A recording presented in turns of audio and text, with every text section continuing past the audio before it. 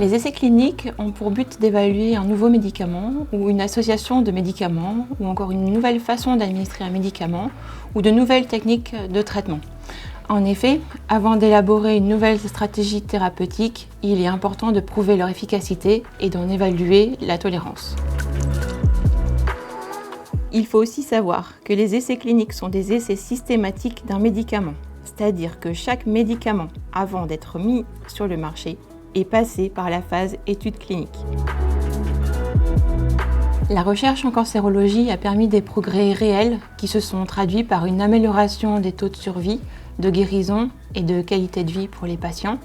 Participer à un essai clinique est une valeur ajoutée pour le patient. En effet, une équipe de professionnels vous accompagne tout au long de l'étude afin de s'assurer de la bonne conduite de celle-ci.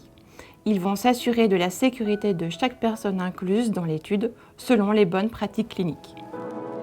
Participer à une étude clinique, c'est la possibilité d'accéder à un traitement nouveau, prometteur, dans de bonnes conditions de sécurité, plusieurs années avant sa commercialisation.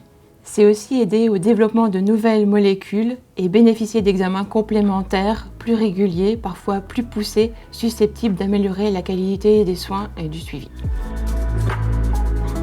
Lors de la consultation, le médecin vous décrit l'essai ainsi que les bénéfices attendus globalement et pour vous. Il vous explique également les effets indésirables connus ainsi que les contraintes liées à l'essai. L'objectif est toujours de préserver votre intérêt. Pour cela, un suivi médical et soignant régulier est prévu tout au long du déroulement de l'essai. Pour pouvoir participer à un essai clinique, le médecin doit vérifier que votre profil et votre pathologie correspondent à des critères d'éligibilité, les critères d'inclusion et de non-inclusion qui ont été initialement définis dans le protocole de recherche. Le fait pour vous d'être inclus ou non dans un essai clinique ne préjuge en rien du pronostic de votre maladie.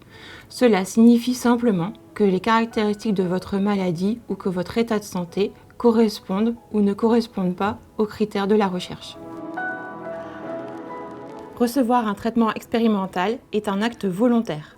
C'est la raison pour laquelle on parle de consentement éclairé. Ce consentement est obligatoire et doit être recueilli par écrit. Vous ne participerez jamais à un essai clinique sans avoir donné votre consentement écrit.